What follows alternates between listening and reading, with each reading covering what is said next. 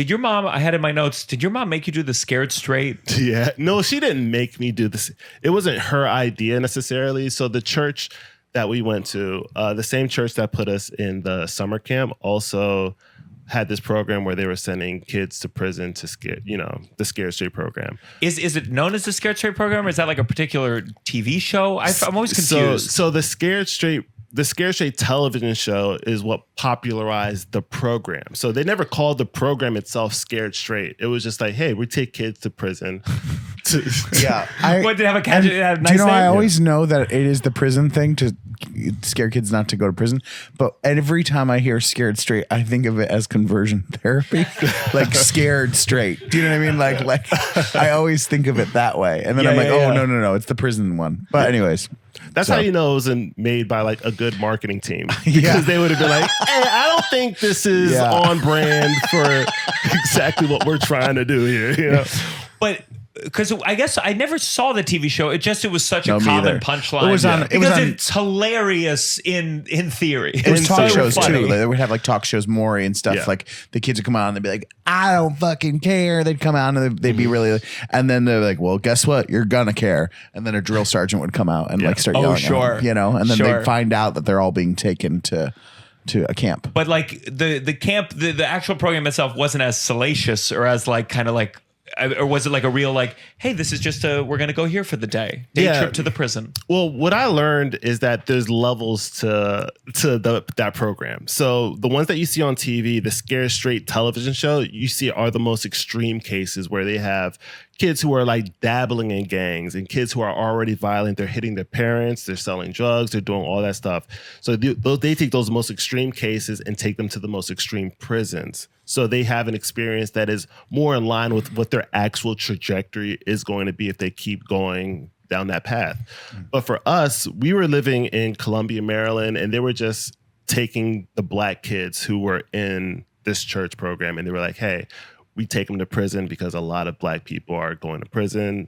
Let's make sure that they don't go to prison. So they would take us there and they would just have like these inmates talk to us. So it was more like a prison seminar, less of like a get in your face yelling, put on a jumpsuit, that jazz. Did they say like, did they say I'm in here because of this? Like what was in it for them? Were they oh, the kids are coming by today. I'm gonna like, were they being nice about it or? No, it wasn't one of those things where I think just like these like prison programs, they get paid a little bit. There's also like sometimes it's a community service thing for them. So So there are incentives for the inmates to do it, but also, that job isn't for every inmate. Like not every inmate has the decorum or the skills to communicate their experience to a bunch of kids. So it wasn't a long list of inmates who could have been in that program with us. Did it leave? And it like, do you remember it?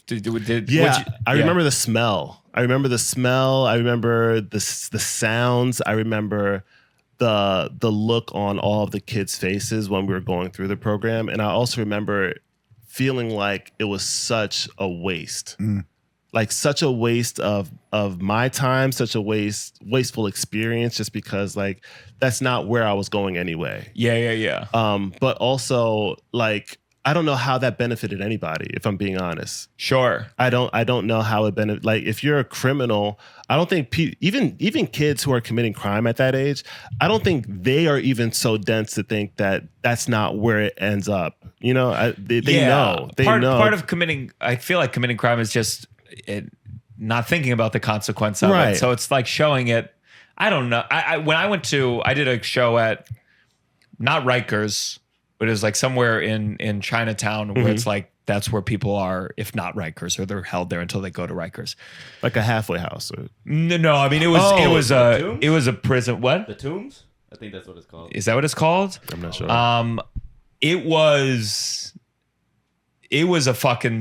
It scared me, but period. It was just like, I went in there, I was like, oh, everyone should have to see what prison is like because I don't think this is right what we're doing. Yeah, right.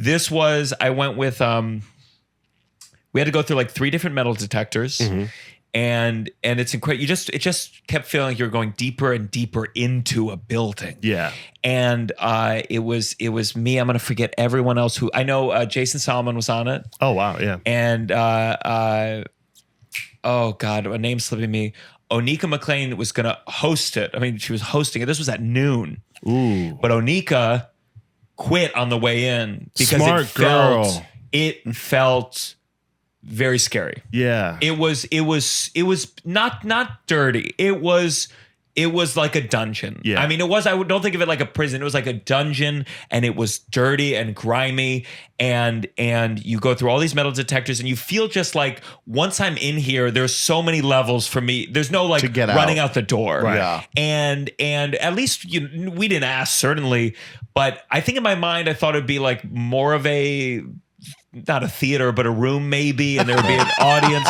But it was just it was just like you're walking into their living spaces. Yeah. And it's like a big open area, and then 2 floors of their doors with the bolts, and you look inside, and the walls are covered in graphic porn. Yeah. Just really just like women hold themselves open. Yeah. It was noon, and no one was like.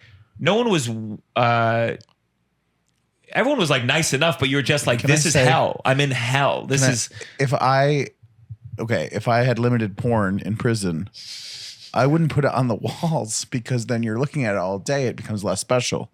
I would still store it under the mattress or something. So don't you think that if you only have like 10 images, you wouldn't want it all day long? I would love you going to a prison show and doing like a Larry David-esque, like, the porn is on the wall. It's not as special. I guess out of convenience, it's already up. You can just look at it. But, I don't know. But it was so funny. Anyway, sorry to derail your story. I'm talking about the horrors of prison, and Russell's like, the porn, this is the wrong way to do it. You got to save it, man. Yeah.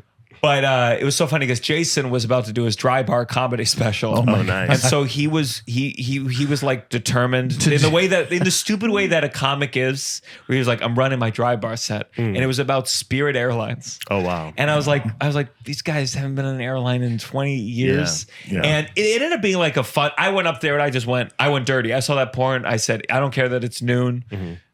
We're talking about, and someone showering behind me in a shower, but it was just like it didn't scare me straight. I just went, oh, society is hell, and we are torturing people, and this is not, and people don't know. People don't realize don't visually realize. Yeah. People shouldn't go to prison for a scared straight. People should go to prison to be like, oh, this is what we're doing as a society. Are we okay with this? Right. Yeah. It's barbaric. It really is. Yes. Yeah. And that's crazy that people could watch you from their cells. Is that what I'm understanding? Yeah. Were there chairs watching too? They were like kind of more like park bench, like a picnic table type situations. And then people were in their cells too. Yeah, they didn't have to watch. It wasn't like someone was showering and it was a shower, but I didn't see them naked. Yeah. Some guy was like working out. Onika should not have been there.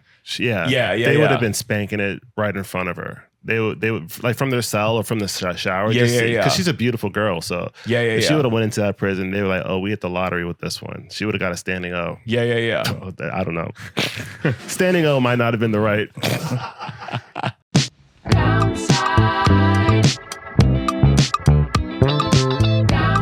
You're listening to The Downside. The Downside. With Gianmarco Soresi.